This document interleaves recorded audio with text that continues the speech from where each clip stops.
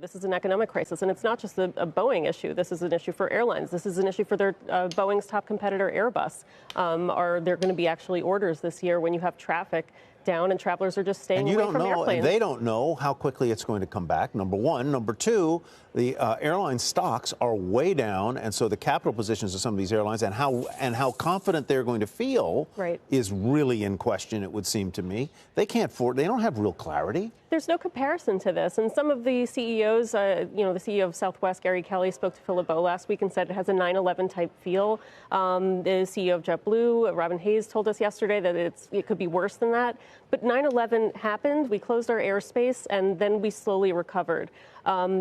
This doesn't seem to have an end in sight, and I think that's the uncertainty there is what's making the investors very nervous and making the airlines nervous that they can't give proper forecasts. That's why they've withdrawn guidance. Yeah, and we spoke to analysts who said, the 9/11 event took about 6 months for air traffic to start to normalize. But like you said, that was a one-off. Now, at the time, we weren't sure. I mean, there was some concern about whether it would be or not. But in this case, we know for a fact this is going to be a rolling issue. What do you think the company could say that would make investors feel at least a sense of clarity that it can't get any worse from here, or is there anything they could say? I don't think that they know that it can get any worse, and we're starting to see demand drop down in the United States. You're seeing these rock bottom fares, double digits in some cases, and sure, like there have been headlines about some millennials taking them up on that deal, the kind of YOLO method, but business travelers are staying away. Their companies won't let them travel. Those are very lucrative customers, of course, for airlines, but they don't know. But they are kind of playing it straight and telling investors that, which I think is probably better than them saying everything is fine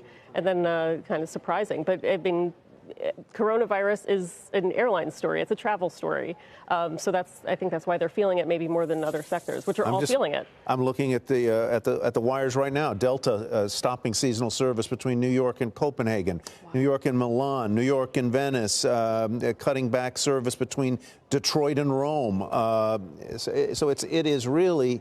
And these are periodic things. They're not all the rest of the year. April 1 to May 1, April 1 to May 15th, and things like that. But you know what? We're coming up on the second and third quarters. That's when people travel. We're coming up on summer vacation. This couldn't have happened. Yeah, this is summer seasonal service. This is a lot of this is seasonal. It's not your regular flight between. Right, and these are your big planes that they can make a lot of money.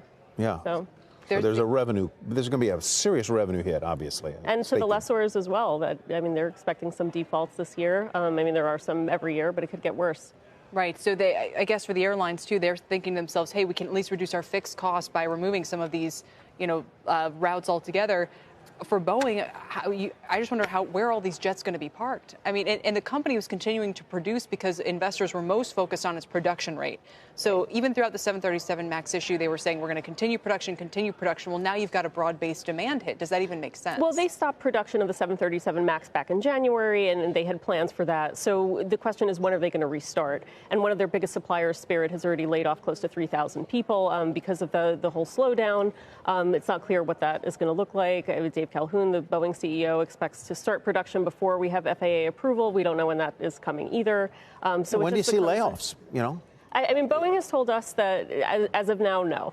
But I mean, things are changing so rapidly, and that's what I think makes this crisis so difficult. Is that every day, like the feel of the day, like you walk around the subway in New York City and you see fewer people, like the vibe of the day changes so quickly. So it's a little bit hard to tell. But U.S. airlines are a little bit better positioned than some of the international carriers that we might see go or we might see under further strain. And their balance sheets aren't what they were around 9/11. And they have fewer competitors too.